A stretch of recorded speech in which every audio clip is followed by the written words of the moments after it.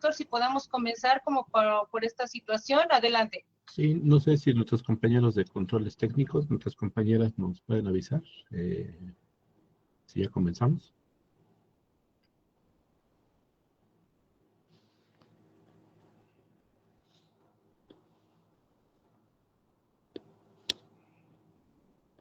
Ya, ¿verdad?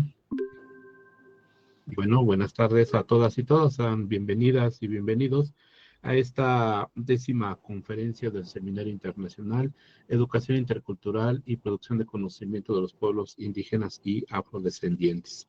Pues esta ocasión tenemos una invitada muy especial que nos acompaña allá de la hermana República de Cuba. Pues antes de iniciar, pues vamos a presentar a la doctora, y no sé si se encuentra con nosotros nuestra directora general, la doctora Marisol Vite Vargas, de la Universidad Pedagógica Nacional Unidad 131 en el estado de Hidalgo, México. Te cedo la palabra, doctora Dalia, por favor.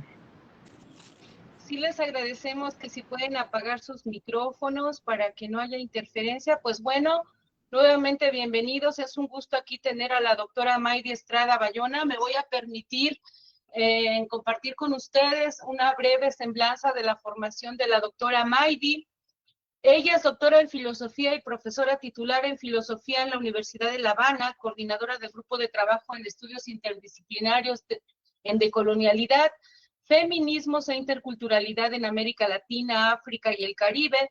Conforma la coordinación tripartita del GT Cúter Claxo, máster en estudios del Caribe, mención cultura, diplomada en desarrollo y relaciones internacionales en América Latina por Flaxo Cuba, diplomada en antropología cultural, diplomada en sabiduría y filosofías africanas, Centro Chinando Colombia, diplomada en artesana de paz y resolución de conflictos, Instituto Sofía de las Américas Italia, diplomada en análisis del discurso UNAM México, diplomada en teología de la liberación de Costa Rica, y bueno, tiene una infinidad de publicaciones. Aquí vamos a compartir su ORCID, por si alguien quisiera tener acceso a las publicaciones de la doctora y conocer más de fondo todo lo que ella escribe. El día de hoy pues nos va a presentar una ponencia titulada La condición del Ubuntu en la narrativa de los pataquíes.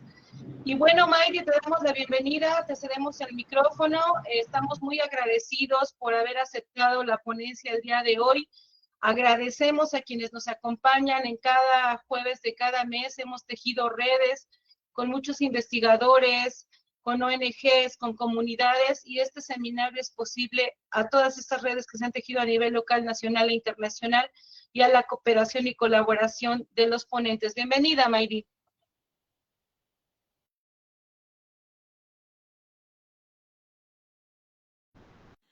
Bueno, muchas gracias. Gracias a todos los que se han tomado el tiempo de estar. Gracias a la Universidad Pedagógica de...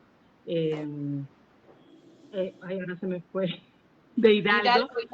Por la invitación. Hidalgo, sí. Por la invitación. Les pido disculpas, no voy a abrir la cámara porque ya saben la situación que tengo, pero voy a compartir estos saberes que me vienen acompañando por cerca de 23 años de trabajo en el mundo de la interculturalidad, el Caribe, y por sobre todas las cosas en el ámbito de la matriz africana. Voy a comenzar mi intervención titulado Educación Intercultural, Afroepistemologías, la condición del Ubuntu en las narrativas de los pataquíes. A modo de introducción, valor. Reflexionar acerca de la educación intercultural por una cultura de paz abre la posibilidad de derribar fronteras deterministas en un mundo plural y en interconexión como el que habitamos. Ella deviene en presupuestos metodológicos y teóricos que hilvanan a través del diálogo los rasgos, propiedades, funciones, teorías y didácticas de las diferentes culturas que componen a la humanidad. Su base epistémica es la comunicación, en esos diálogos de los patrimonios en un sentido más amplio.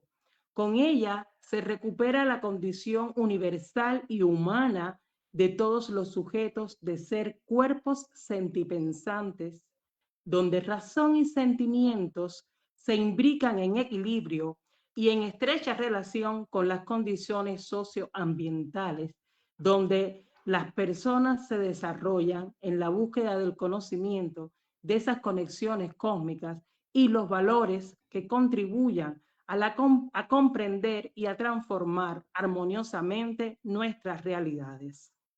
La educación intercultural deriva como hecho en una plataforma multicultural que democratiza no solo la producción de conocimientos, sino que integra sistemáticamente los valores éticos, políticos, espirituales, donde el ámbito de una antropología crítica, desde el ámbito de una antropología crítica que cuestiona los límites de las relaciones intersubjetivas, objetivizadas como sujeto-objeto, en una modernidad colonial, capitalista, racista, patriarcal. La educación intercultural se nos ha presentado como un desafío ante la necesidad de rearticular la complejidad de su núcleo pluriverso frente a las estructuras totalitaristas que han gestado las lógicas bancarias, herencias del despotismo ilustrado y balcanizado del siglo XVIII, bueno, desde el siglo XVI y XVIII. La educación intercultural debe generar un sistema de principios, metodologías, enfoques y didácticas comprometidas con la restauración de la condición multicultural de nuestras naciones, pero en especial con el tejido de restauración de la vida. Sistemas metodológicos que sepan abrirse de forma natural y respetuosa al diálogo con todos nuestros troncos culturales y que contribuya a dar respuestas coherentes en relación con un humanismo de la praxis, al decir de Frank Hinkelamer, que supere el conflicto de intereses y ceda su condición de posibilidad al diálogo y al encuentro con el otro diferente. Al hilvanar estos análisis a la condición humana en los marcos de los procesos educativos, el estudio de sus comportamientos, la condición bioquímica y social de los cuerpos, se fraguan procesos cognitivos de comunicación, razón y emoción, que constituyen giros epistémicos que reconocen otros referentes epistemológicos que no se limitan a la razón como paradigma de producción de conocimientos y valores. Hinkelamer planteó en varios de sus textos: la razón produce monstruo, donde lo útil y lo indispensable trastocan sus roles. Este giro epistémico produce una apertura del sistema cognitivo que trasciende los límites de lo considerado posible por la razón práctica e instrumental, la cual ha negado y subvalorado la condición cognitiva de los otros en esta confluencia de restauraciones de vida que hemos tenido desde los procesos coloniales, donde lo uno y lo múltiple se teje en un proceso tanto de conflicto como de armonía.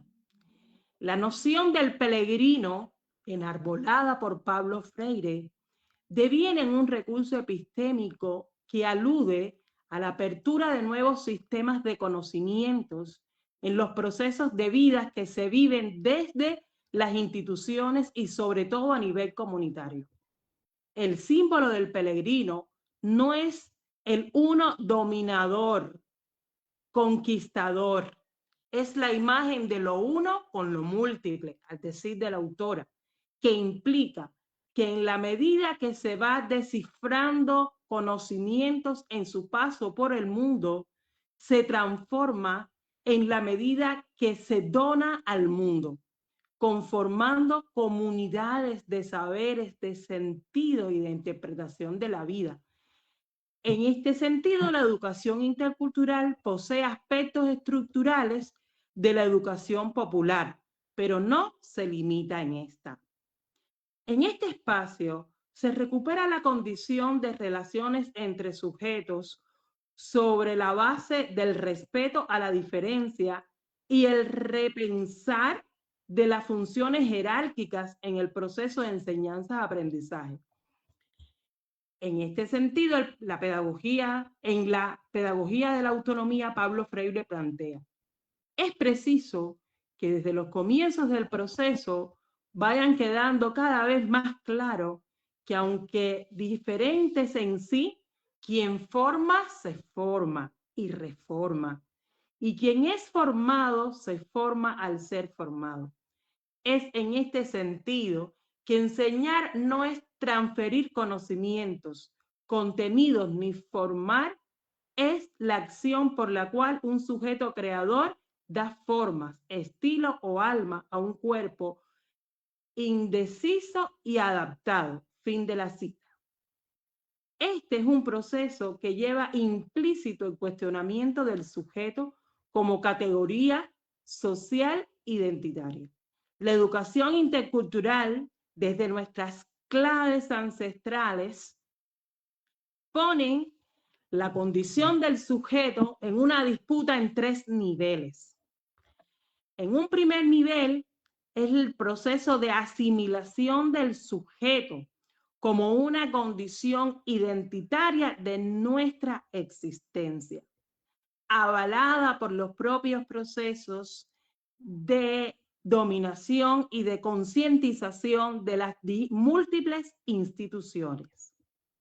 En un primer nivel, este proceso de asimilación del sujeto como una categoría no solo filosófica, sino también una categoría que corporaliza la condición humana en lo público y lo privado, no solo pasa por el reconocimiento y autorreconocimiento que se produce en su conciencia singular y colectiva.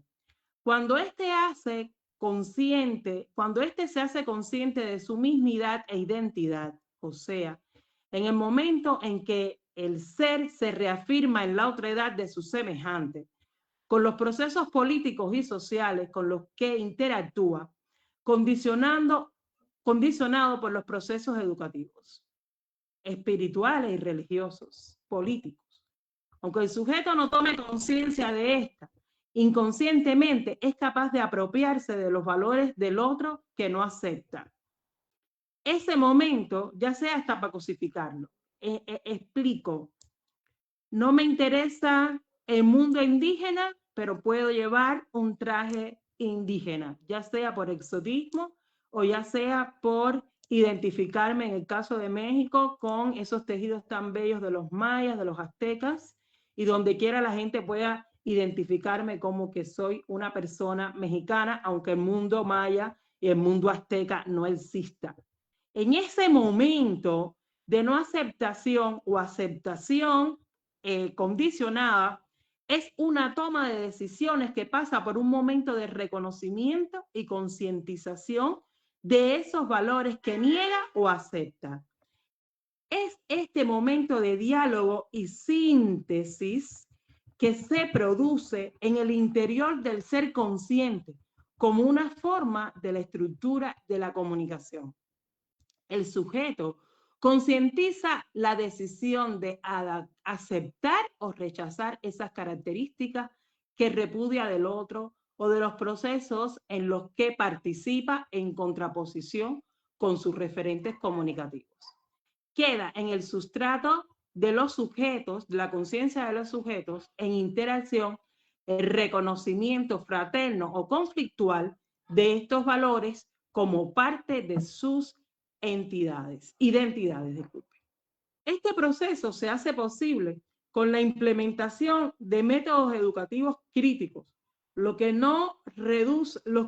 críticos, los que no reducen a objeto de conocimiento ni de transferencias en sus prácticas comunicativas y didácticas a ninguno de los valores patrimoniales y universo simbólico de los troncos culturales que nos habitan.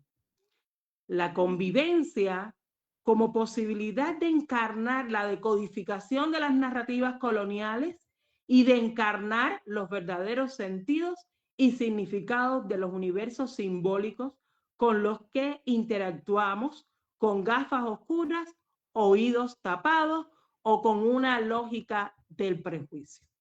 En este sentido, en este diálogo entre el sujeto, la categoría de sujeto y las narrativas ancestrales de los mundos afro y los mundos originarios americanos, entran a analizarse en una segunda perspectiva. Entiéndase entonces que desde la perspectiva africana entramos en una problemática ontológica donde el sujeto no existe como categoría ni filosófica, ni cultural, ni espiritual. No es una negación del sujeto, es que como categoría sencillamente no existe. Por tanto, tampoco existen las narrativas del mundo originario americano. Por tanto, seguir hablando desde nuestros movimientos sociales, de nuestros procesos educativos, en la condición de sujeto, es llevar un proceso de reproducción de la lógica colonial, porque no hay una apropiación de nuestras maneras de pensarnos.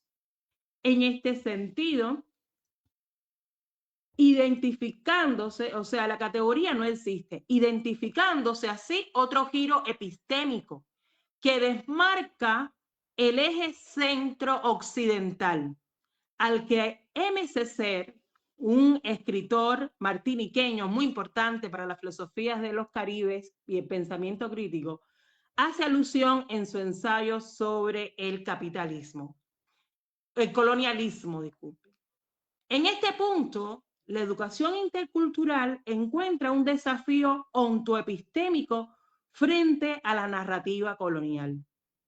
En los procesos de la trata del siglo XVI al XIX, que se desarrolló por todo el Caribe y parte de América Latina a través de la economía de plantación, los grupos humanos llegados de África frente al sistema moderno colonial perdieron de cuajo su humanidad. La cosificación de la vida se traduce en mercancía y por tanto en la narrativa de objetos de producción. Cosificación de sus cuerpos y de sus sistemas de valores éticos, cognitivos, espirituales, que trascendieron a las narrativas sacrificiales. Mientras el sistema y el estado de dominación los traducía en objeto, ellos, en una suerte de cimarronaje, adaptaron de forma compleja y contradictoria sus cosmovisiones que transmitieron de múltiples maneras, ya sea a través de los sistemas mágicos religiosos, la reexistencia lingüística, o sea, aparecen muchas lenguas, además de los lenguajes originales, aparece patois, aparece, ¿cómo se llama este? Que hablan mucho los haitianos, el creol, los diferentes creoles, y a través de los bailes, las historias, como los pataquíes. ¿Y qué son los pataquíes? Los pataquíes son textos orales y escritos que recogen el universo simbólico, ético, político y espiritual de las matrices africanas, en especial de las culturas yorubas. Asimismo, la existencia de asimismo, esta otra manera en la que tradujeron ese sistema de dominación en replantearse su condición humana, vino a través de la práctica de sus propias filosofías que se sostienen no solo en la cultura desestimada de los sistemas religiosos, sino que vino en fundamentos de prácticas de reexistencia en la búsqueda de la virtud. En este sentido, el legado africano de formas muy interesantes nos ha puesto a convivir con influencias filosóficas que apuestan por una ética del bien común que encuentra sus apuestas en la relación magia, poder y persona, la que hablaré más adelante. Las que encuentra en las filosofías, las que se encuentran en las filosofías como conocidas como el Omoluwabi, el Aché, el Ubuntu, un sistema de principios sociales que recupera el respeto, la autoestima equilibrada, la dignidad, la solidaridad a nivel personal y colectivo. Así también la apuesta de grandes tecnologías que existieron en África y que se nutrieron en toda la América. En este sentido, otra dimensión viene de la vinculación entre naturaleza, ser humano afrotrasplantado y espacio de acogida. Las espiritualidades y las epistemologías en el mundo afroancestral fueron determinadas por una profunda relación armoniosa y de respeto con la naturaleza. El concepto de tierra madre universal, fuente de vida, que equivale al concepto de monte. En el monte se encuentran los fundamentos del cosmos del mundo africano. Cita de Lidia Cabrera. En un tercer nivel viene esta relación ontológica de la relación magia, poder y persona. Magia, poder y persona parte de un modo de pensar y de actuar que se integra a una cosmogonía de génesis y simbiosis que queda descubierta en esa relación tierra-madre, árbol-pueblo, al decir de Respar, de César, de Lang, de Rigoberto López. En las cosmogonías africanas, el poder reside en la magia como el fundamento de la espiritualidad, pero no es en la magia de esa brujería, del miedo que se le tiene, no es la magia esa que nosotros conocemos, es la magia porque si bien en los procesos judeocristianos se habla de la existencia de Jesucristo como Salvador, antes de Jesucristo como Salvador están los antiguos testamentos del proceso de Génesis. El proceso de Génesis que habla de cómo Dios formó al mundo, ¿cierto?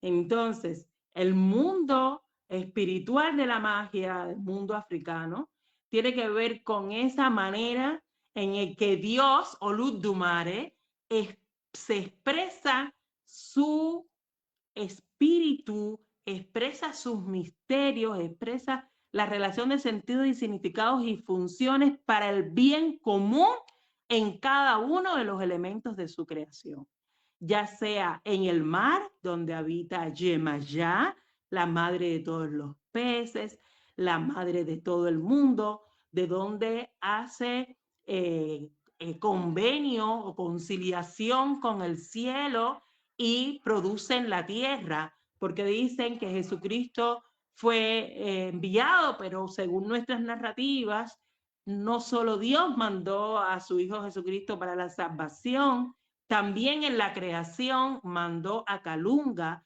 arena madre de Dios, que fue una de las ofrendas que, según el Pataquí de Obatalá, trae Obatalá desde el cielo. Entonces la tierra vino del cielo, porque antiguamente, y en todas las escrituras de las antigüedades, coinciden en que solo existía el cielo y el mar. Ahora bien, ese fundamento de la espiritualidad queda ahí. En la magia reside en el conocimiento que tienen nuestros pueblos ancestrales de las funciones del sistema vegetal, de las plantas, del sistema lunar y todos esos elementos que para los pueblos occidentales, en su nivel de razonamiento, porque para ellos la naturaleza era parte de las mercancías, o sea, también forma parte de ese sistema de objetualidad de la vida y cosificación, no logran entender. y que las mujeres tampoco entendieron, y por eso la quema de brujas, porque las brujas conocían el misterio de la naturaleza. Y de ahí también entra una lógica de las cuestiones patriarcales, de las cuales no escapa ninguna de nuestras culturas.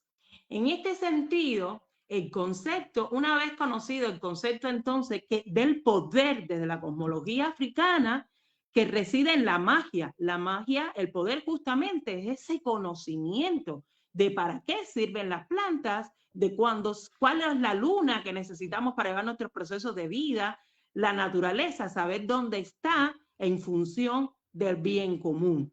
Ahora, el concepto de persona deviene en un complemento al ser el espacio común donde el mundo de los vivos y de los muertos coincide, y la magia hace la función de hacer armonizar estos mundos.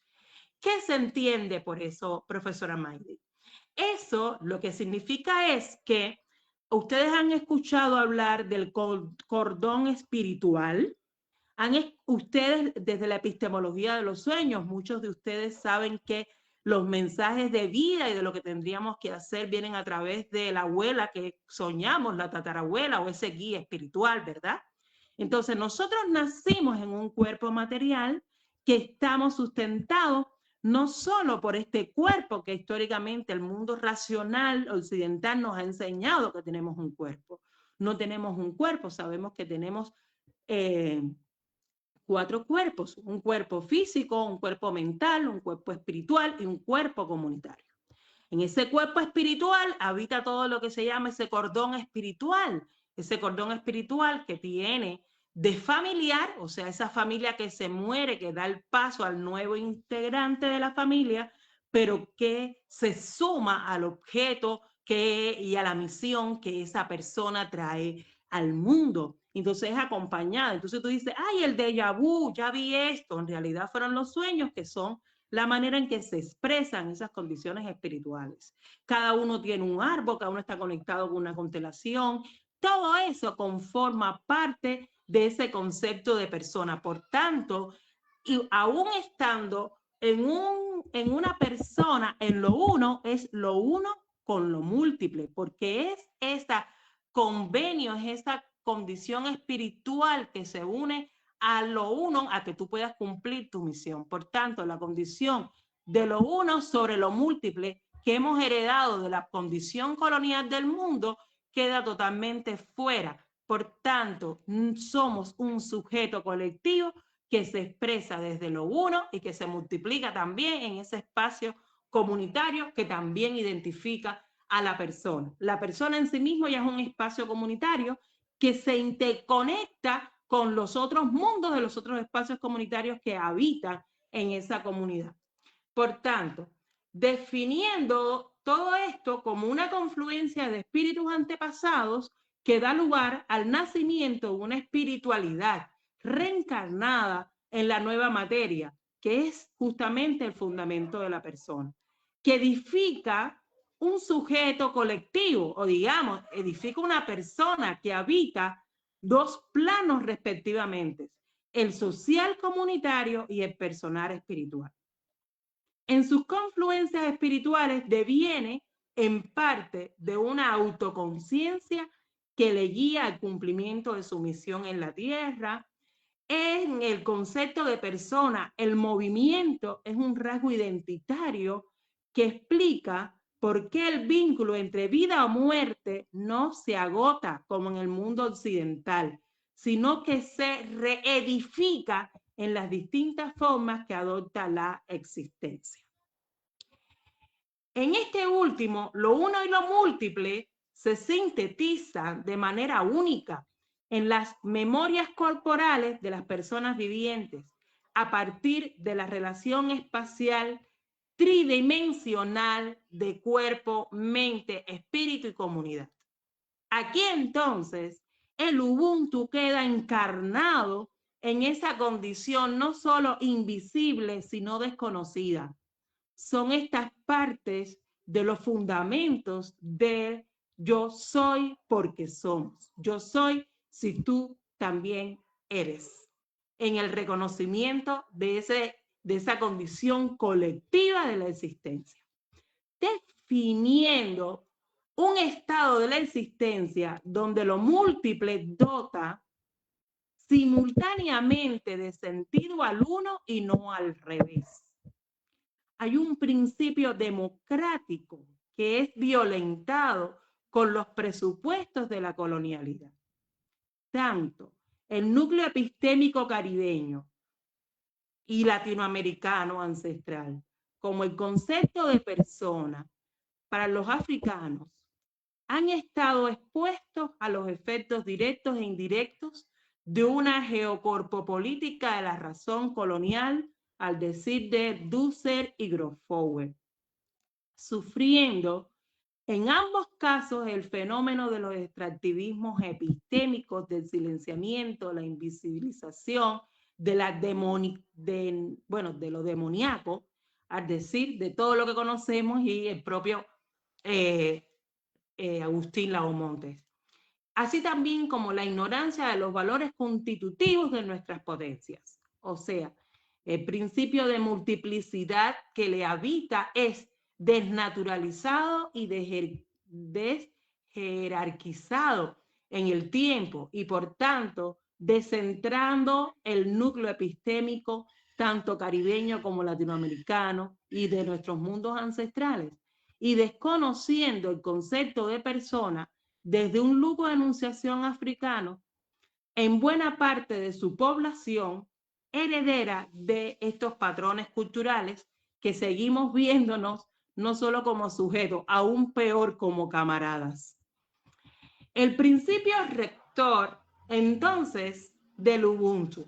Disculpen que vaya rápido, pero es que al menos quiero compartir el contenido de la ponencia antes que se me acaben la batería, porque aún no llega la electricidad. Entonces, conociendo esta visión del Ubuntu, desde esta visión de la afroepistemología, o sea, desde el núcleo duro o desde los núcleos duros de lo que pudiéramos entender de la afroepistemología, vayamos a compartir 5 principios rectores del Ubuntu, y además voy luego a comentar cómo se ponen de manifiesto en 2 pataquíes de la religión yoruba. Dice, principios rectores del Ubuntu. Un primer principio es la supervivencia y la complementariedad en la producción de sentidos, en la misión de cada uno en la tierra, entender la unidad y la diferencia. Eso es lo que complejamente y sintéticamente les acabo de explicar.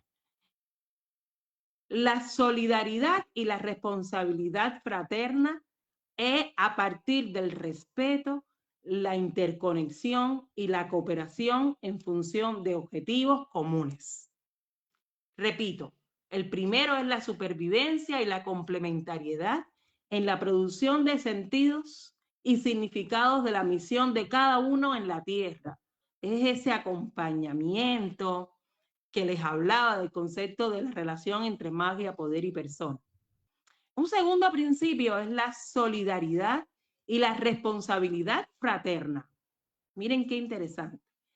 Con todos los seres de la madre tierra, a partir del respeto, que el respeto es tratar a los demás como te gusta ser tratado, en la escucha, la interconexión y la cooperación en función de objetivos comunes. Un tercero es la compasión con observancia en nuestros comportamientos. ¿Y qué entendemos por comportamientos? Porque hablamos de comportamiento, que es básico en todas estas funciones y es importantísimo en la educación intercultural.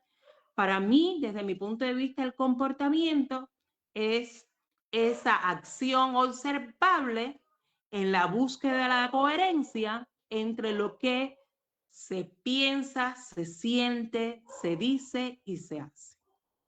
Justo ese comportamiento. Es la acción observable de mis acciones coherentes o de la búsqueda de la coherencia entre lo que yo siento, entre lo que yo pienso, entre lo que digo y hago.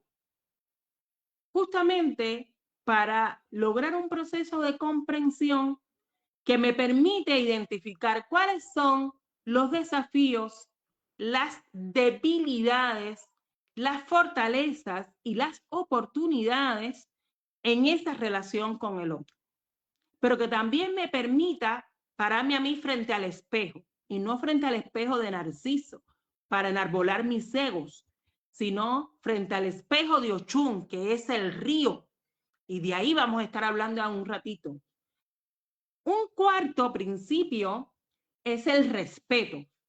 Honrar y mantener en alta la estima de las opiniones de los otros, sus valores y derechos de los demás, sin menospreciar los propios.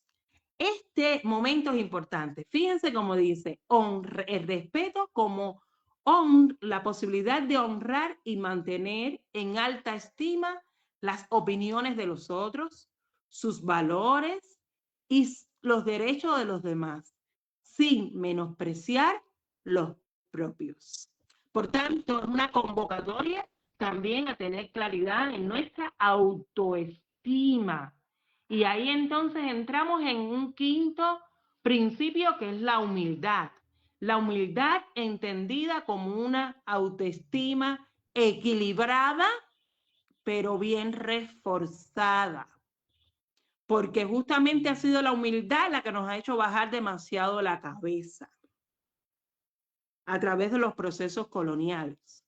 Y justamente estamos promoviendo un proceso educativo donde trabajemos en función de una autoestima equilibrada, que pasa por la condición de género, de clase, por la condición de razas, pero que más allá de eso pasa por la posibilidad de conocernos en la riqueza que aportan cada uno el universo simbólico que nos representa, ya sea en la literatura, la música, la culinaria, la espiritualidad, cómo conectamos con los otros.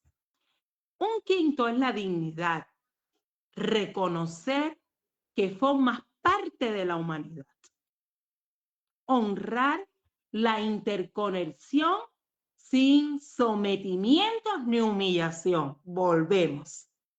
La dignidad como ese proceso de reconocer que formamos parte de la humanidad, honrar la interconexión sin sometimientos ni humillaciones. Estos son 5 principios rectores del Ubuntu. Ahora, vamos a ir, nos está acompañando la batería. ¿Me siguen? Voy muy rápido. Bien, Mayra, está bien. Ya, voy. Adelante, entonces, adelante. Ahora quiero, gracias. Ahora quiero, sí, gracias. Quiero dialogar un poco de cómo estos principios se ponen de manifiesto en los pataquíes. Ya les decía que los pataquíes son historias que, aunque algunas en el siglo XX han sido recogidas por el mundo afrocubano, ha sido recogida en textos escritos, en realidad forman parte del corpus de la oralidad de los matrices afros de América.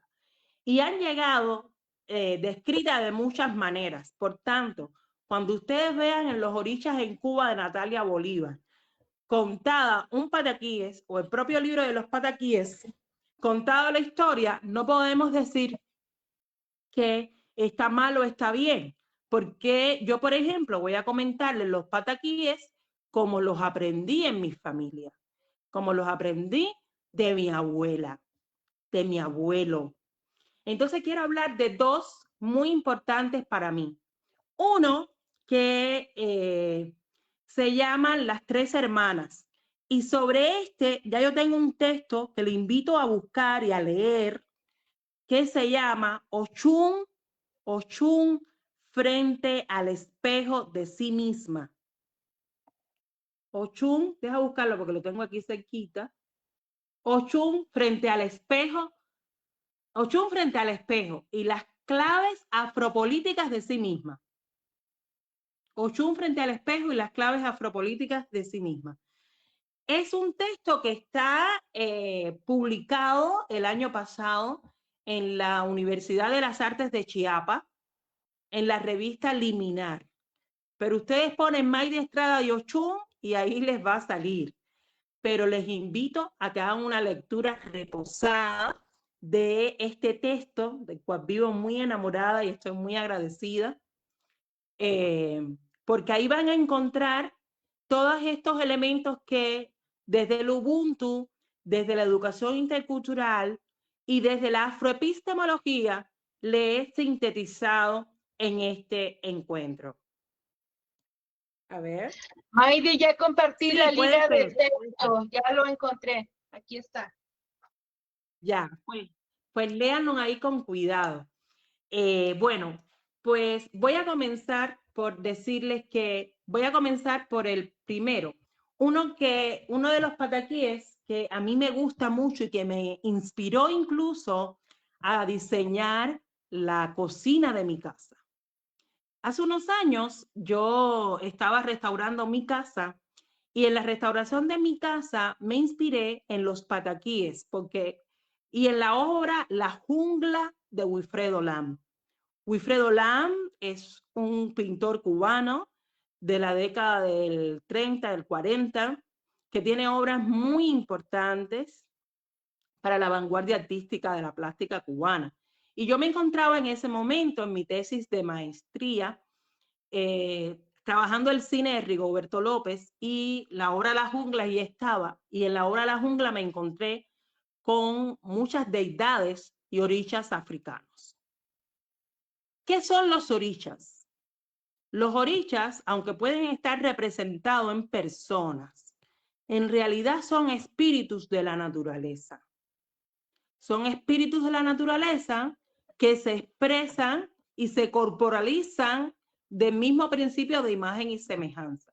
Pero Ochun, aunque hay hijas de Ochun y hay mujeres y hombres que se presentan como hijas de Ochun, en realidad Ochun es el espíritu del río y es la manera asociativa, metodológica, encarnada que trajeron nuestros ancestros para recomenzar, restaurar, reedificar sus vidas en el nuevo espacio de acogida que fue nuestra querida llamada América.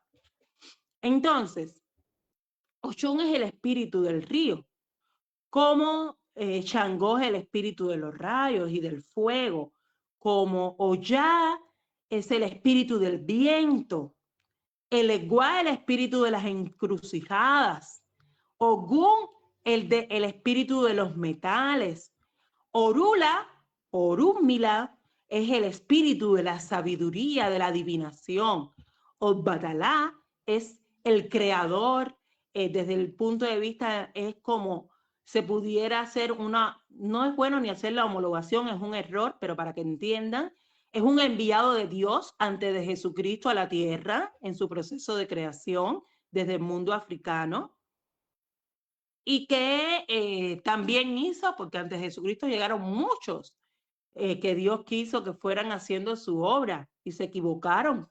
Y ahí entonces, bueno, llegó después el Salvador, pero bueno, Obatalá es el dueño de las cabezas, es el creador, es el sabio, es el creador el que sopló la arcilla, como muestra también de el Espíritu Santo. Entonces, fíjense que cuando nosotros vayamos a hacer un análisis comparativo, vamos a encontrar que tanto en el Popol Vuh como en la Biblia, como en los pataquíes, vamos a encontrar historias semejantes que pasaron en tiempos diferentes, ¿verdad?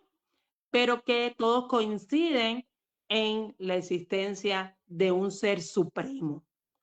Ahora bien, vamos a hablar de la condición de ser supremo en el mundo particular Yoruba del panteón cubano. Hay una condición tripartita aquí, tridimensional, no tripartita, sino tridimensional, que se expresa a través de Olódùmarè, Olorun y Olofin. Ellos son una unidad, son una entidad que encuentran entonces en Obatala ese oricha que bajó del cielo a la tierra a crear la tierra, o sea, a traer la tierra y a traer todo lo que después en la tierra se iba a multiplicar. Entonces, aquí entra la cuestión de las numerologías, son muy importantes porque cada uno de estos orichas tiene una numerología. Por ejemplo, miren qué cosa tan curiosa. El 7 es el número del gran poder de Dios para el mundo católico o el mundo judeo-cristiano. Pero el 7 es también, y Dios, ¿dónde lo ubicamos? En el cielo. Dios es el creador, el gran espíritu que se encuentra en el cielo. Pero en las aguas vive Yemayá. Yemayá es el número 7. Entonces, 7 y 7. Y 3 7, porque luego está la condición del Espíritu Santo, ¿no? Entonces, como hijo de la creación, es interesantísimo, porque entonces hay un día en el año en el que tú te encuentras con el 7 del 7, que es, por ejemplo, el 7 de julio. Entonces, el 7 de julio no es un día cualquiera. El 7 de julio es un día en que desde el mundo de la creación es el día en que se está apostando por el 1, que sería el 8. Y el 8 entonces es Obatala.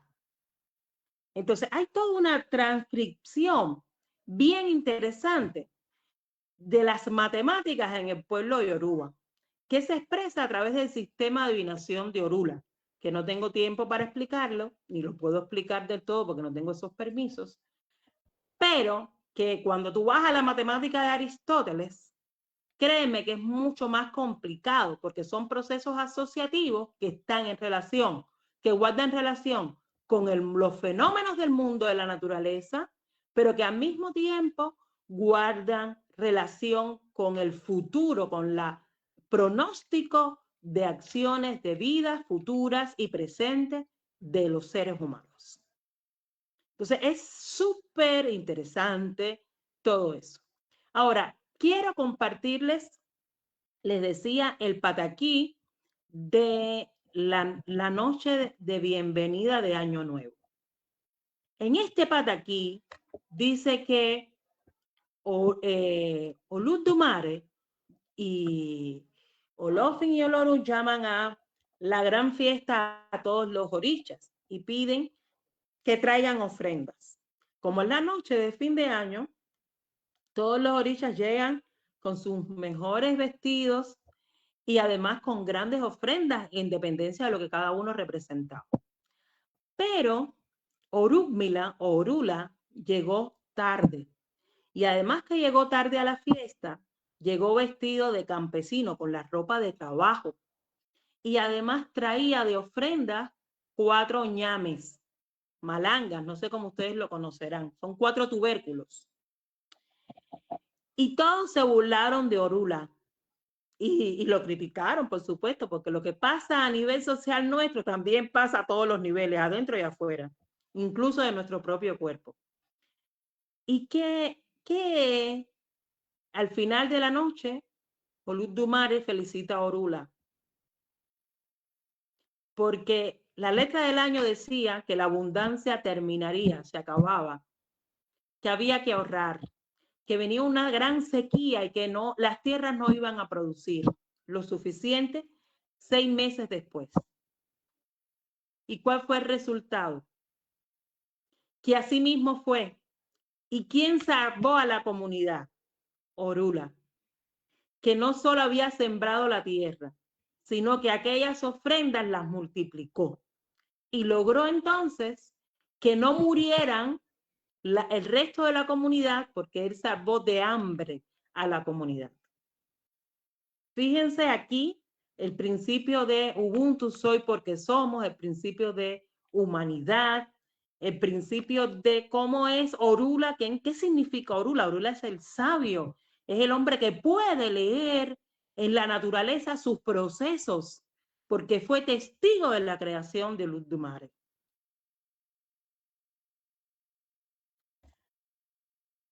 Aquí para mí es muy interesante, porque para mí se convierte entonces en un principio de bien común. La siembra de Orula es un principio de bien común. Es un principio que él no sembró solo para sí, él sembró sabiendo que iba a ser la salvación del resto de la comunidad. Ahora, ese principio de bien común pasa a ser también un principio ético, un principio espiritual, con el que comulgan muchas de nuestras espiritualidades y de nuestras culturas. Entiéndase, por ejemplo, que a mí, yo les decía de mi casa, y por ejemplo, en la cocina de mi casa, yo entonces la decoré con colores verdes y amarillos. El color verde de la naturaleza, el amarillo que representa el sol, pero que juntos son la dimensión del equilibrio, de las emociones y el equilibrio, de la gran sabiduría que expresa Orula. Entonces, yo cuando puse las losetas en mi casa, en mi cocina, yo decía, es una ofrenda a Orúnmila para que siempre haya comida para mi familia y para compartir con los demás. Fíjense que hay un proceso ahí encarnado de una sabiduría que nunca nadie me dio, pero que no entra, digamos, en contradicción con otros principios éticos de bien común que lo hemos visto fragmentado, que hemos legitimado a unos por encima de otros, pero que ahí están. Y entiéndase en este principio, 3 principios que le quiero compartir de 3 condiciones ontoepistémicas distintas.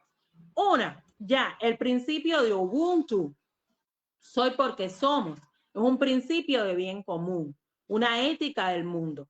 Ahora, vamos a la condición judeocristiana. Amarás a tu Dios y amarás a tu prójimo como a ti mismo. Amar a tu prójimo como a ti mismo. ¿Eso qué significa? Es también una ética de bien común. ¿Qué dice el mundo asiático? ¿Qué dice el mundo asiático? El cuerpo nos enseña que la vida es para compartir.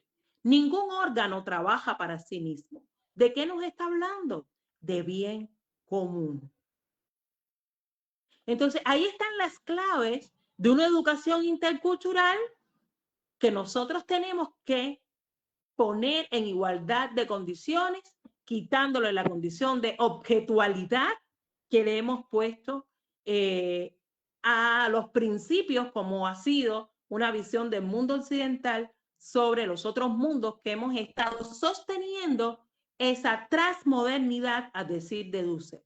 Porque no solo hemos estado viviendo los procesos de aculturación, sino que hemos vivido procesos de transculturación, de asimilaciones culturales, de multiculturalismo, pero también de interculturalidad, de diálogos interculturales que no se limitan jamás a un ámbito solo de la fraternidad, sino que también pasa por un ámbito de los conflictos, ¿no?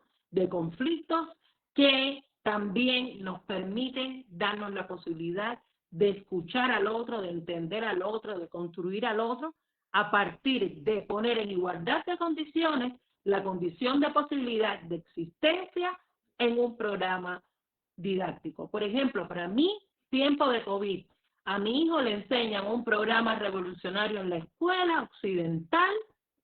Yo en el tiempo de la COVID le leí los pataquí a mi hijo, que era un niño preadolescente, los cuales fueron importantísimos para superar las crisis de la adolescencia, porque se encontró con un vacío o llenó parte de un vacío que la institución educativa no le da y que los procesos coloniales tampoco permiten que la comunidad nos comparta, ¿no? Porque seguimos marcados por las lógicas de la colonialidad, ¿no?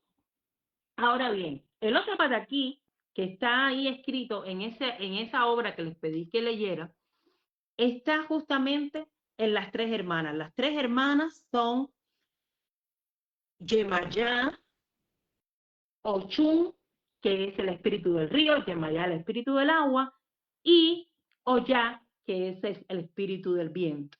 Oyá es la más pequeña. Y cuenta el pataquí que en la aldea entran unos conquistadores y unos ladrones y se roban. La niña, como Chun quería ir a trabajar al fondo del río, dejó amarrada a Oyá cerca del río.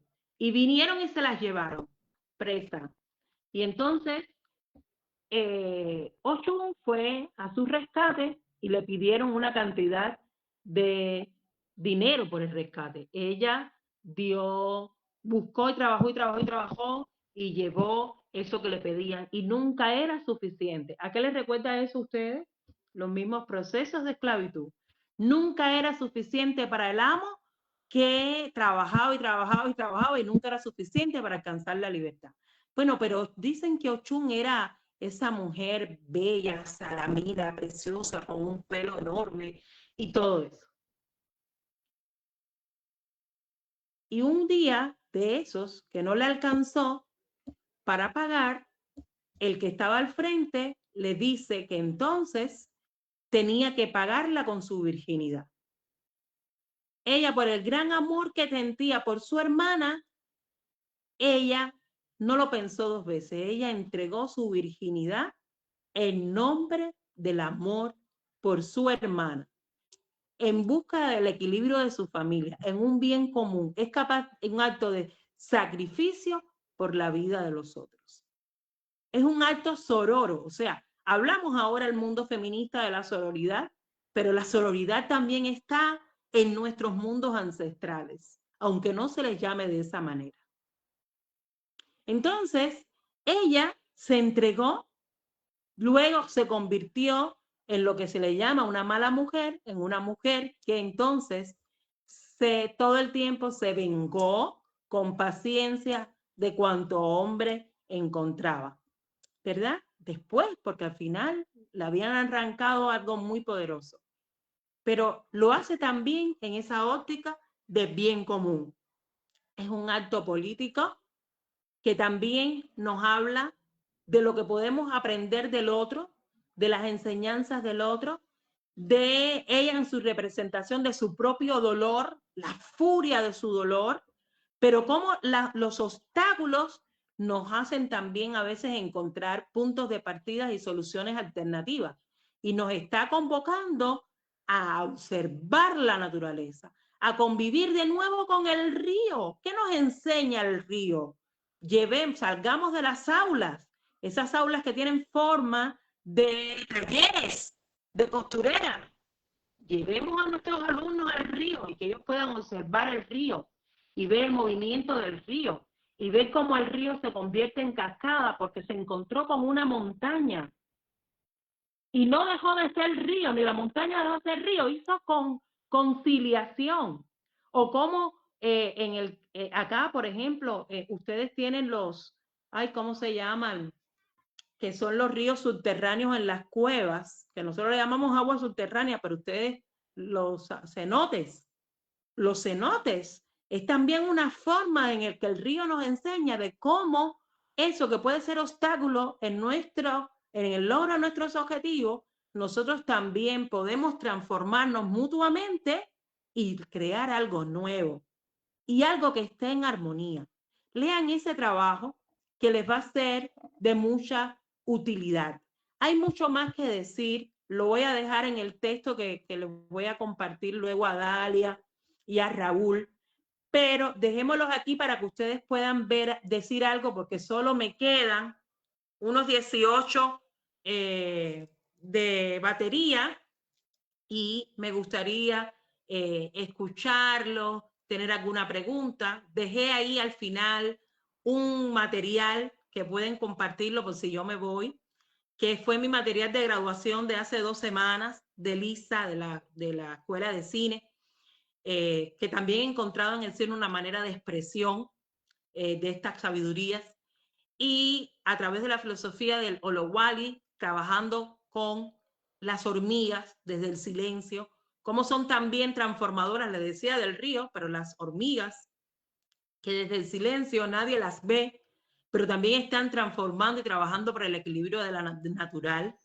Cómo tienen ellos, nosotros no comprendemos los procesos que llevan, pero cómo trabajan de manera comunitaria, sea solo de observar. Hay muchas maneras en las que nosotros podemos reconectarnos más allá de los principios con las lógicas del desarrollo, con las lógicas de la restauración de la vida real y potente, que permite de alguna manera articular el sentido de la vida en esta condición de posibilidad de decir, soy porque somos, y si ya tú eres, entonces déjame ser.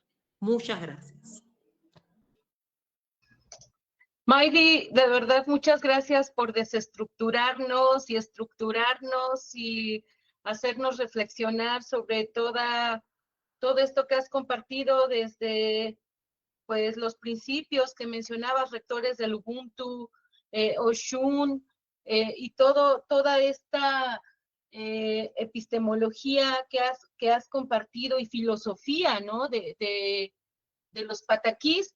Vamos a abrir el espacio para que hagan preguntas y comenten e intercambien contigo lo que te dé la batería. Esperemos que te llegue la luz. Entonces abrimos el espacio para preguntas. Adelante si gustan alzar la manita, compartir sus preguntas aquí por el chat para aprovechar que Maydi todavía estará con nosotros un ratito hasta que le aguante la batería.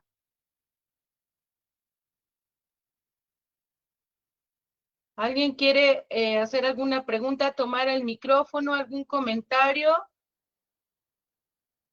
Bueno, Maydi, nos acompaña gente de Venezuela. Adelante, Yanira, te escuchamos.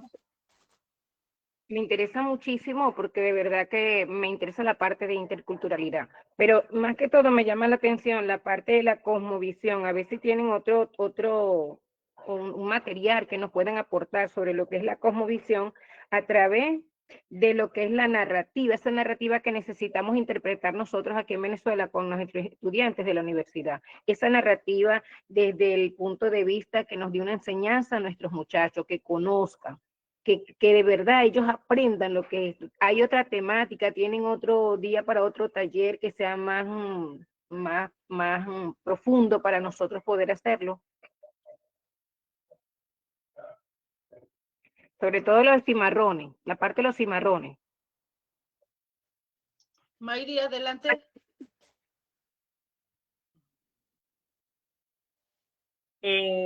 Muchas gracias, Yanira. Qué lindo que desde Venezuela nos acompañes. Mira, en Venezuela tiene gente muy poderosa, muy poderosa, porque si bien en Cuba está, por ejemplo, la matriz afrocubana, en Venezuela tienes la matriz, por ejemplo, yoruba digamos, más indígena. Ahí tienes ponentes súper importantísimos como Chucho García, tienes a Gladys Quiroga, por ejemplo. Tienes a muchas personas que son muy sabias, de las que yo también me alimento, ¿verdad? Sería interesante también ver cómo estas cosmovisiones se ponen de manifiesto en esa visión, porque ya hay una narrativa de lo que yo he vivido en los pueblos caribes, en Cuba, en el propio Venezuela, en interrelación con mis amistades, pero que en principio mis investigaciones se centran en esa búsqueda en Cuba, pero con diálogo a los pueblos caribes que me han obligado a buscar un mundo súper complejo. Y la invitación es, Yanira, a que las investigaciones de los estudiantes las planteemos en función de encontrar esos puntos de cómo esa matriz africana prendió en un barlovento, por ejemplo, y cómo se expresa esa ritualidad. ¿Qué hay detrás de esa ritualidad? Más allá de los cantos de rebeldía. Por ejemplo, para el mundo africano, en el tiempo de la esclavitud, el tambor era un lenguaje, una forma de lenguaje, como les decía, en el plano de la interculturalidad, esos símbolos de resistencia. Porque el tambor, en dependencia de los toques o el tipo de tambor que se tocaba, era relacionada con una deidad, entiéndase, con un orisha. Y entonces, por ejemplo, se tocaba un tambor, se tocaba el tambor de una manera, decía, por ejemplo, esto es el eguá, por tanto es la ceiba, o 4 tambores es la ceiba, en la ceiba tal, en el lado oeste se van a reunir a las 6 de la tarde los líderes para ver dónde se va a hacer la insurrección. Por ejemplo, estos son elementos interculturales que hay que enseñarle a nuestra gente y donde la violencia se expresa de una manera como una contraposición a lo que están pidiendo, pero es a través del arte. Entonces, ¿cómo indagar en esas expresiones que solo te queda para el otro en folclore? Indagar cuál es el universo simbólico que hay que traducir y que está diciendo algo de nosotros, de cómo vivimos y cómo nos expresamos. ¿Cierto? Cosas que me pueden googlear, tengo algunas cosas ahí, tanto escritas como en videos, en conferencias, que los puede buscar. Y lo otro, bueno, no sé, quedarnos conectadas y el próximo año, donde se haga en Cuba o fuera de Cuba, poderlos invitar y que puedan participar. Muchas gracias, bueno. Maydi, muchas gracias, Yanira. Adelante, Yanira. Muchas gracias, de verdad que sí. Le contaba que sí, los bailes de tambores se aplican mucho aquí en Venezuela y son los cantos de faena, sobre todo ese de la Negra Lorenza, que manifiesta muy bien lo que es la parte espiritual, porque habla, yo soy la Negra Lorenza. Y entonces ella explica que es cortadora de caña en el trabajo, lo que es la jornada, el sufrimiento que ellos pasan, su derrota, su tristeza, todo eso de verdad que lo refleja lo que es el tambor. A través de la parte cultural he conocido un poquito más de eso, pero me gustaría profundizar más. Muchas gracias, Yanira. Pues Maydi, aquí hay saludos de Emily Ávila de Venezuela, de la Universidad Rómulo Gallegos, Naidali Carrasquel, saludo desde Sarasa, Estado Juarico, Venezuela. Marilyn Contreras, saludos, tema interesante, articular la vida con la naturaleza y sobre el tema de principios rectores de la filosofía de los Ubuntu, desde San Juan de los Morros, Guárico, Venezuela. Y bueno, aquí tenemos también comentarios de la presentación que se está haciendo en vivo a través de la página de Facebook. Decirles que compartimos un micrositio con la universidad y un micrositio en la página de la universidad. También tiene la página de Facebook donde pueden revisar las grabaciones. Aquí Edith Lima, excelente invitada, ponente, dice ella. Oh, mi Dios, esa historia me la contaba mi abuela, pero con otros nombres. Edith Lima Báez, agradecerte este encuentro porque tenía un rato que no se me tenía tan vinculada con una cosmovisión. En México se empieza a dignificar la presencia afrodescendiente, sin embargo hay una herradura de estos referentes, al menos que estés en espacios como las costas mexicanas y gente como yo, afrodescendiente, pero que por migración me alejé de esos espacios donde están mis raíces. Gente aislada. ¿Podrías ahondar en tu experiencia con tu hijo en la pandemia sobre la recuperación de los panatíes en contextos que requieren dignificar lo afro?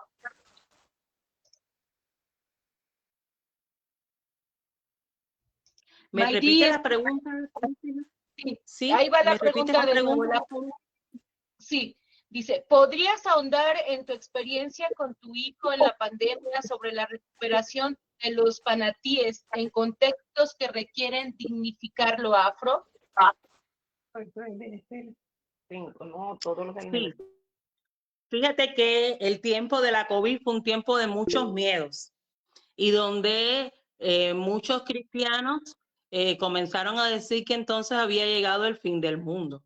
Entonces, unido a lo que ponían en la televisión, ya sea en Ecuador, en toda la América, y las propias noticias de números que daban en Cuba de personas que estaban hospitalizadas, de personas que estaban muriendo, que era terrible. Imagínense que un niño que se crió jugando felizmente en parques llenos de niños, con perros, con amigos y amistades, jugando lo que fuera, compartiendo patines, entrar de la noche a la mañana en un encierro y encima de eso, lo único que ve todo el tiempo son noticias, el sistema nervioso central entra en un estado de decadencia. Por tanto, yo tuve que buscar las maneras de cómo acompañar a mi hijo y a mí misma, ¿no? Entonces, por ejemplo, comencé a leerle las diferentes historias de los pataquíes todos los días, como si fueran Las Mil y una Noche o el cuento de Meñique, y a través de eso yo le iba explicando y él también iba analizando y nos íbamos conectando y nos conectábamos entonces con la memoria de las abuelas, de los abuelos, que eran muy, muy, muy hermosas. De hecho, este texto que les mandé a consultar es un texto que nació de ahí, es una experiencia que nació de una noche leyéndole ese cuento a mi hijo y cuando terminé de leerlo y de hablarlo de manera sencilla, yo me quedé como muy conectada, con mucho dolor en mi cuerpo, con una sensación de esas memorias corporales de dolores que tenemos todas las mujeres, de las que no escapamos, ni blancas, ni negras, ni indígenas, y yo seguí analizando y reconectándome, conectándome y reconectándome hasta que logré sacar afuera ese texto. Por ejemplo, ahí está la cuestión, por ejemplo, de Legua, que la sabiduría que tiene Legua, un niño de las encrucijadas, que es el dueño de las encrucijadas, el que abre los caminos, porque hay que darle ofrenda a Legua, el Legua que le quiso enseñar a la comunidad la importancia de la gratitud como un principio de vida. O sea, como si estamos como comunidad, estamos dando, o los que organizamos la comunidad estamos dando y la comunidad no tiene para ofrecer, no tiene para ofrendar. Entonces, la necesidad de reciprocar ese proceso de ofrendas como un acto de gratitud, o sea, en ese lo siento, en ese perdón, en ese reconocimiento del amor, pero también el reconocimiento del agradecimiento como un proceso de fluir, como fluye el río, ciertamente. Otro importante para mí fue, por ejemplo, de los Imaguas, cómo la historia de los Imaguas, cómo vencieron al diablo con la música, y eso para mi hijo fue importantísimo, porque fíjense que mi hijo cuando tenía 5 años, yo fui a México, y en la Ciudad de México, una amiga que es iraní me regaló una guitarra, y él tenía locura con la guitarra y perdió el encanto. Ustedes saben cómo son los niños. Bueno, les quiero decir que ese de los Imaguas y que gracias a la música vencieron al diablo, la sabiduría, el uso de la música y la sabiduría. Mi hijo rescató la guitarra, pero no solo eso, su padre le pedía al padre que le trajera programas, aplicaciones de música, y hizo composición de música. Cuando acabó la COVID, mi hijo se hizo DJ y hoy es un futuro cineasta. Tiene solo 15 años, pero va por esos caminos del arte. Pero que son conexiones que lo ayudan también a encontrarse no como un niño negro. Él no tiene problema con los racismos. Claro, yo siempre lo eduqué que él era un niño hecho con amor y despacito, que era un niño muy deseado y criado con amor y despacito.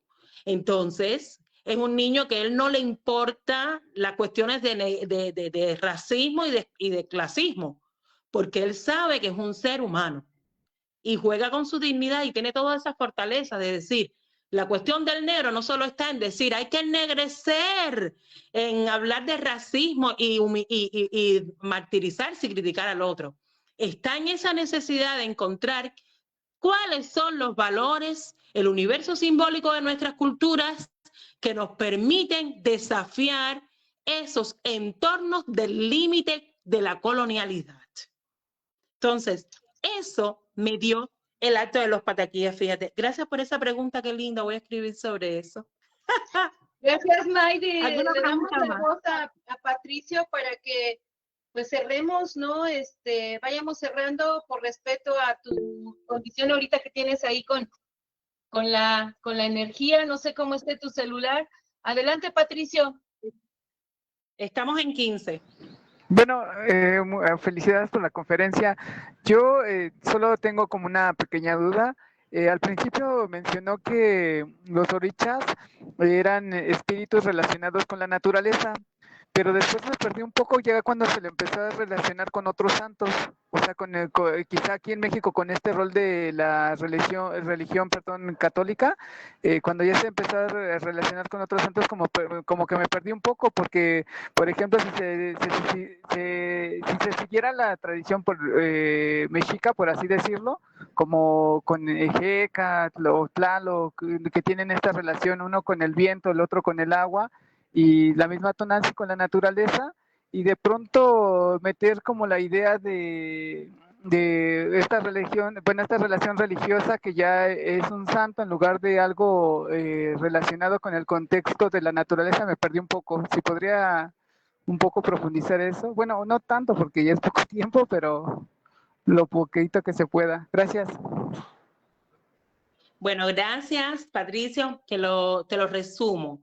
Mira, algo muy importante que debes conocer, y es que los procesos de colonización de la economía de plantación, como les decía, sometieron a las personas africanas en esclavos. Y uno de los procesos que en el nombre de Dios, que no se debe usar en vano, según uno de los 10, el segundo mandamiento, pero en nombre de Dios se esclavizó buena parte de la humanidad. Entonces, uno de los procesos fue los procesos de evangelización. Y los procesos de evangelización, el fundamentalismo católico o cristiano en sentido general, porque no solo fueron los católicos, planteaban que en estos mundos, tanto los grupos de los aborígenes americanos como los africanos, en sus tierras, como adoraban a otras deidades como el sol, la luna, nada, son los espíritus de Dios mismo, tenían que ser castigados porque ellos tenían que solo adorar al principio de Dios y a Jesucristo. Entonces, ellos tenían que producir y producir, porque esa era la manera de liberarse de eso. Y si no lograban ese proceso de producción, entonces eran maltratados, ¿no? Violentados. Y esa violencia era desde sembrarte con la cabeza solo por una semana hasta darte latigazos, marcarte con un hierro, en fin, eran cosas muy tristes. Entonces, pero esa era la manera también en que tú te podías encontrar con Dios, o si tú te morías en eso, era bueno porque tu alma entonces iba a ser salvada, ¿no? Pero al mismo tiempo, en los procesos de evangelización, los esclavos, como eran propiedad del amo, pero eran seres vivos, propiedades vivas, vivientes, encarnadas, tenían que aprender la lengua y los valores de la espiritualidad de la dominación. Y por eso es que, por ejemplo, aquí en el caso de Cuba, de España, de República Dominicana, Puerto Rico, que son islas hispanas, el predominio es de la religión católica. Entonces, por ejemplo, ¿qué hicieron la simulación? Apareció la simulación como una forma de la reexistencia, como un valor para reexistir. Por tanto, en un principio se dio entonces desde la simulación el proceso de sincretización, porque es lo que yo le explicaba, con independencia al principio, con independencia de que yo niegue el valor de la cultura del otro, yo en algún momento logro comulgar y apropiarme, aunque sea en simulación, de la cultura del otro, ¿verdad?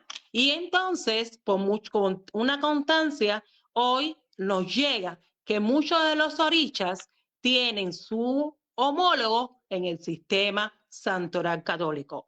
Por ejemplo, todos los tienen. Por ejemplo, Yemayá, que para el mundo africano puro y nato es el mar, es el espíritu del mar que se expresa en las olas. Por eso las mujeres cuando bailan y encarnan el espíritu de Yemayá, se ponen esos trajes con falda muy ancha que representan las olas y los mueven y se ríen para hacer el sonido de las olas, pero hay unos ribletes blancos en la punta que representan la espuma. Esa espuma que llega, que desvanece, que se va, que trae la buena nueva y que se lleva todo lo malo, es justamente la representación de Yemayá en la naturaleza. Pero este santo en Cuba, por ejemplo, este orisha en Cuba se representa con la querida Virgen de Regla. Virgen de Regla, que es una virgen negra, que es una virgen que está en su iglesia, está al frente de la bahía y es conocida como la Virgen de los Pescadores. Pero Ochun, que es el espíritu del río, para nosotros el espíritu del río, que se expresa en esa mujer salamera, sobre todo siempre reconocida en la mulatez, pero eso son solo boberías, porque es mucho más que eso. Ella no tiene distinción para elegir a sus hijos. En esa que representa la maternidad, el fruto de la vida, se sincretiza en el santoral católico con la querida y patrona de Cuba, Virgen de la Caridad del Cobre, que también es una virgen que acoge, que también es una virgen marina, o sea, que también tiene que ver con el espíritu de las aguas. Entonces, la cuestión aquí de la interculturalidad, querido, no está en la fragmentación. La fragmentación para el análisis de las partes, pero la cuestión nuestra está en educar en el todo, en el tejido del todo, comprender la complejidad del todo, de cómo se da aquí, se da allá, se expresa aquí, se identifica así, se identifica allá, pero esto ¿qué significa en ese tejido de la red de la vida que el mundo occidental ha fragmentado? Creo que gracias, por ahí más o menos va la cosa. Sí, mira, aquí hay un comentario de Dori. Gracias, Patricio. Saludos a todos. Felicitaciones para Maydi por compartir saberes desde Pinar del Río, orgullosos de que sea una auténtica afrodescendiente cubana y pinareña, Dori. Aquí Silangel Rodríguez, buenas noches, saludos desde la Universidad Romulo Gallegos, muy interesante tema. Aquí también Oscar Reynosa, agradecido del refrescamiento del tema afro desde Maturín, Venezuela, movimiento afrodescendiente del estado Monagas y el núcleo Maturín de la Universidad Rómulo Gallegos. Tenemos mucha gente de Venezuela, muchas gracias por acompañarnos, a todos por supuesto, pero hoy a la gente de Venezuela, que aquí hay muchos acompañando a Maydi. Naidali Carrasquel, gracias por compartir tan importante información sobre nuestra hermosa cultura. David López Castillos, la tradición mexica ya no está vigente en nuestros días. Por otro lado, apelar a esa parte de la combinación de lo indígena con lo prehispánico sugiere una fijación por lo católico, especialmente porque en los pueblos indígenas el sincretismo está vigente. Quienes no aceptan dicha fusión son quienes hoy en día se asumen como apóstatas o paladines del indio muerto del pasado glorioso, pero acérrima enemigos del indígena vivo, del doloroso presente. Adelante, Pato Ortizo. Hola, muy buenas tardes. Maydi, desde Quito, Ecuador, un fuerte abrazo, mi distinguida doctora. Bueno, mi pregunta básicamente es el Ubuntu que nuestros ancestros afrodescendientes practicaron en los momentos prehispánicos de la colonia, de la esclavitud, ¿pueden ser los mismos?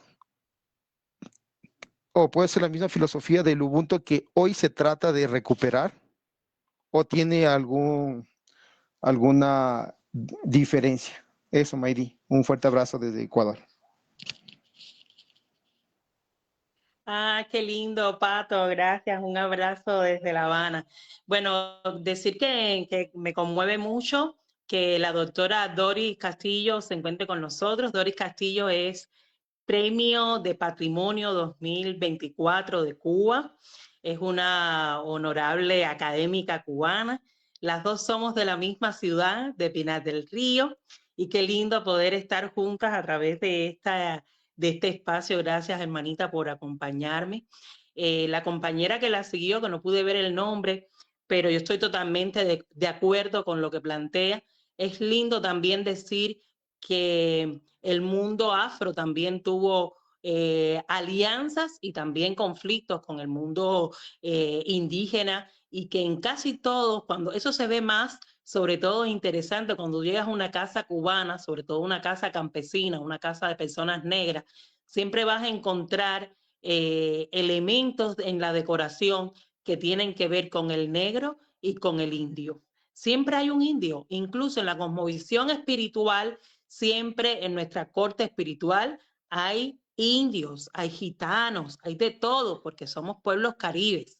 Pero casi siempre se hace verdad la distinción con el pueblo hispano, lo cual yo reitero, no tengo ningún problema, porque justamente la gran mella de los procesos coloniales es de centrarnos en nuestro centro, el del núcleo de nuestro centro, y nuestro núcleo tiene hoy la riqueza. Yo hablo desde mi condición caribe, que soy una mezcla de muchas culturas, soy la síntesis de muchas culturas de la humanidad. Yo lo que estoy en esa búsqueda de tejidos, de poder tejer y entender las condiciones, el universo simbólico, las relaciones de sentido y significado, el mundo político, ancestral, de la cultura americana en su complejidad, de las culturas africanas en sus complejidades, de las culturas europeas, más allá de lo que nos han enseñado también en sus complejidades, de las culturas asiáticas también en sus complejidades, porque justamente eso es lo que le ha tenido miedo el proceso colonial y los procesos de dominación y los procesos de burocratización de la cultura y de los procesos de dictadura que hoy vivimos en nuestros países. Precisamente eso es lo que se le tiene miedo, a la expresión de cómo nosotros sí teníamos unas estrategias y cómo hicimos sinergia para vencerlo. Ahí están todos los procesos políticos, históricos de los diferentes movimientos sociales, que no se llamaban así para entonces, pero ahí tienes las guerras de independencia en Cuba, donde participaron indios, negros, donde participaron asiáticos, y que evidentemente tuvieron una posición que hoy no siempre aparecen en los libros de historia, porque en los libros de historia que nos aparece la blanquitud, ¿verdad? La blanquitud legitimada en su ideología y en su corporalidad. Entonces, ¿cuál es el papel nuestro desde la educación intercultural? No fundarnos en el odio, en el rencor, sino buscarnos, encontrarnos y articularnos en el hacer. Y encontrar en nuestras matrices. Pato, su pregunta es sumamente importante, porque fíjese que te decía, el Ubuntu casi se ha hecho moda para nosotros en los últimos tiempos. Lo conocimos sobre todo a partir de que Nelson Mandela llegara al poder y terminara con la política del Ubuntu, las lógicas del apartheid, que duró por tantos años. Luego, Desmond Tutu tuvo un papel también muy importante en promocionar el Ubuntu. Yo por lo menos lo conocí a través de Frank Hinkelamer, a través de las dinámicas del sujeto negado de Frank Hinkelamer, donde el Ubuntu aparecía como un bien común. Ni tan siquiera lo conocí por las narrativas de los mundos afro. Pero cuando tú, Pato, tuviste el privilegio de estar en casa y de poder ver el homenaje que yo le hice a mi abuela en su 4º año de muerta. Le hice una taza de café donde en un lado estaba una foto mía y de ella con una taza de café, juntas compartiendo una taza de café. En el otro había una diosa de la fertilidad, Ashanti, y en el medio estaba la palabra Ubuntu. ¿Por qué? Porque si bien mi abuela tal vez no sabía qué cosa era el Ubuntu, los principios de vida que ella me enseñó, del respeto a la palabra, del compromiso, del amor al prójimo, de no discriminar, de ese yo soy si tú también eres, me lo enseñó de otras maneras. Entonces, por eso es que hago esta composición de los pataquíes, que por cuestiones de que estoy como muy presionada por el tema de la electricidad, no profundicé, en la ponencia lo profundizaré más, con más detalle, pero sí lo van a poder ver en este trabajo que les mandé a consultar y en muchas otras, en otro que se llama, por ejemplo, Úteros y maternidades, es una conferencia en el Museo Nacional de las Culturas del Mundo en México. Úteros y maternidades en la poética cinematográfica de Gloria Rolando. Úteros y maternidades en la poética cinematográfica de Gloria Rolando. Es un cine-ensayo en el que yo también hablo de esas diferentes maneras del Ubuntu, incluso en diálogo con otras perspectivas afrofeministas como lo corporal es político, lo personal es político y la defensa del territorio cuerpo-tierra, que viene como una herencia del feminismo comunitario de Abya-Yala, con el que también comulgo. Gracias. Muchas gracias, Maydi, muchas gracias, Pato. Un comentario de María Guadalupe Mendoza Ramírez, una gran amiga de la Unidad Toluca. Lupita, muchas gracias por estar acá. Ella dice saludos desde la Unidad Toluca, muchas gracias por acercarnos a estas epistemologías afro. Tenemos un gran desconocimiento de esta filosofía. Vamos a leer con mucho interés los textos de estas experiencias que nos has compartido. Y bueno, también Dori dice que tiene problemas ahí con la corriente. Chiquinquira Quintero, excelente disertación sobre nuestra cultura, de mucho apoyo para nuestro trabajo como trabajadores culturales. Aquí menciona Eglis, la Virgen de la Caridad del Cobre, de lo que estabas mencionando, Maydi, Raúl, como la Virgen de Guadalupe. Y bueno, agradecerle su presencia. Noemi Dick, ¿de dónde nos acompañas?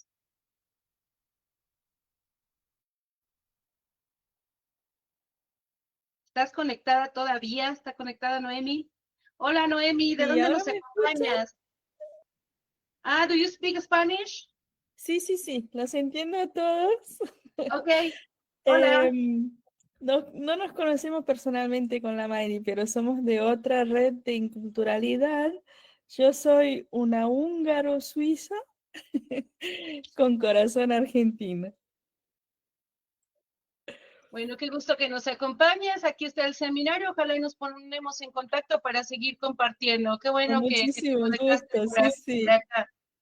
Bueno, buenas tardes. ¿Cómo andes, Maydi, de pila? ¿Puedo compartir el video de 1 minuto? Sí. Quizá nos alcance tiempo para... Ok, lo pongo para que no perdamos esta oportunidad, este material que nos compartiste. Voy.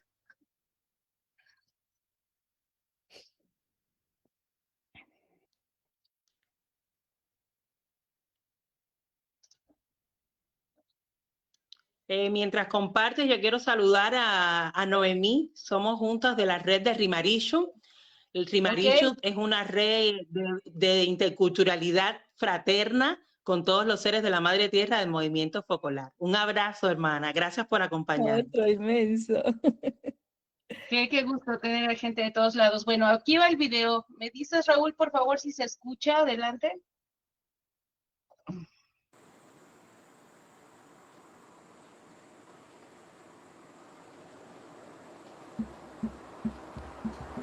Sí.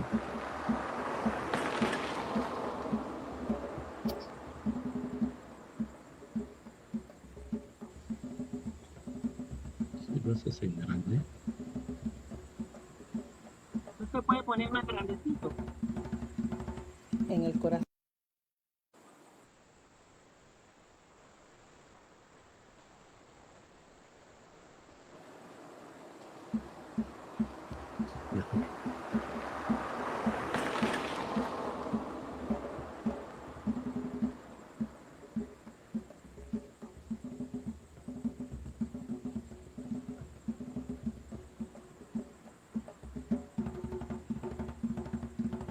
En el corazón de la oscura noche, las hormigas son parte del ritmo de la ciudad. Nadie les escucha, nadie ve su hacer.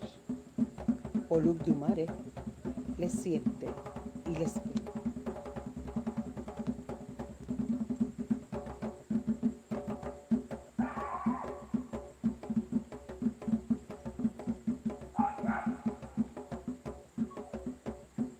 ya te atiende. Y me dice, mami.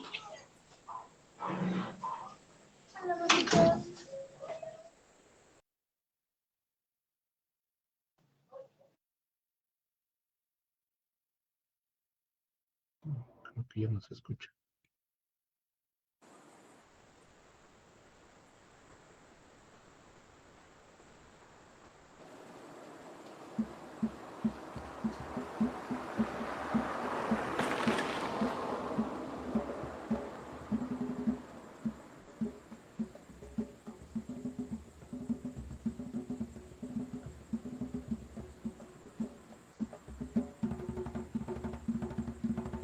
En el corazón de la oscura noche, las hormigas son parte del ritmo de la ciudad.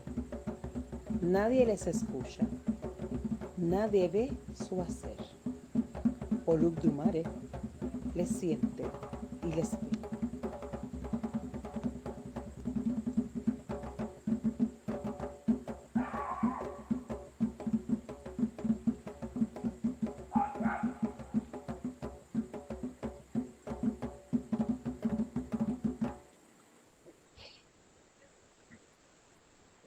Listo, terminó.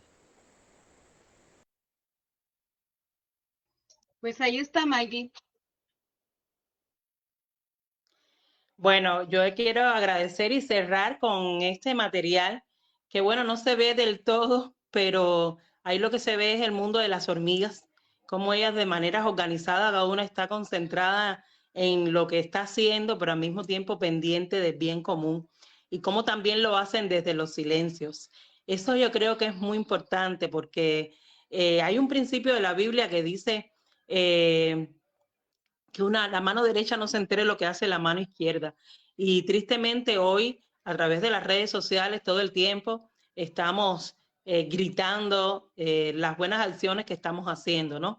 Y yo creo que si bien hay que promocionar algunas cosas, por supuesto, hay que saber qué es lo que promocionamos y cómo lo promocionamos, ¿verdad? Desde el principio siempre de sabernos educadores, tejedores y comprometidos con la vida, porque las personas pueden tener hambre, las personas pueden faltarle una casa, puede faltarle un medicamento, pero tienen dignidad.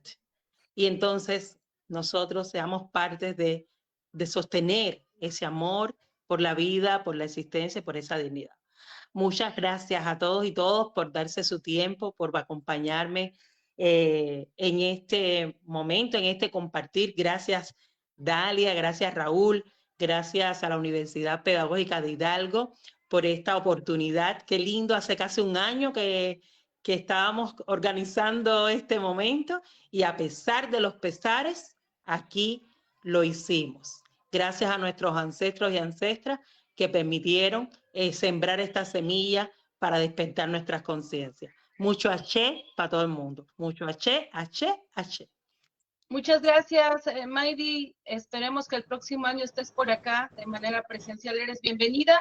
Voy a dar lectura a la constancia digital de la cual te damos entrega. La Universidad Pedagógica Nacional, Unidad 131 Hidalgo, sede General Pachuca, otorga la presente constancia a Maydi Estrada Bayona por impartir la ponencia Afroepistemologías, la condición del Ubuntu en la narrativa de los pataquís, en el marco del Seminario Internacional de Educación Intercultural y Producción de Conocimiento de los Pueblos Indígenas y Afrodescendientes, realizado en esta Casa de Estudios, 28 de agosto de 2025, atentamente Educar para Transformar, y firma la directora Marisol Vite Vargas. Muchísimas gracias a todos. Raúl, te cedo la palabra para hablar sobre la próxima sesión y, bueno, cerrar la sesión de hoy. Pues muchas gracias, gracias por estar con nosotros, con nosotras en esta importantísima y reflexiva plática que nos acerca a un mundo en México que lo tenemos a un lado y que a veces no lo vemos o no lo queremos ver también. Y además, identificar el conocimiento y la filosofía que hay en estas palabras. Pues agradecer a las asistentes, a los asistentes, y pues los esperamos a todas y todos que nos sigan en las redes sociales de la Universidad Pedagógica Nacional Unidad 131 en Hidalgo. La próxima conferencia es el próximo 11 de septiembre. La conferencia se titula Derechos Humanos, Derechos Indígenas e Interculturalidad. La va a impartir el doctor Daniel Valerio Martins del Instituto Federal Georgiano de Brasil. Pues los esperamos a todas y todos y también nos estamos comunicando con ahora nuestras nuevas compañeras. Muchas gracias y ya la estamos molestando. Y gracias a nuestras compañeras y compañeros de controles técnicos que hacen posible esta transmisión. Y pues muchas gracias y hasta luego. Buena tarde a todos. Nos vemos.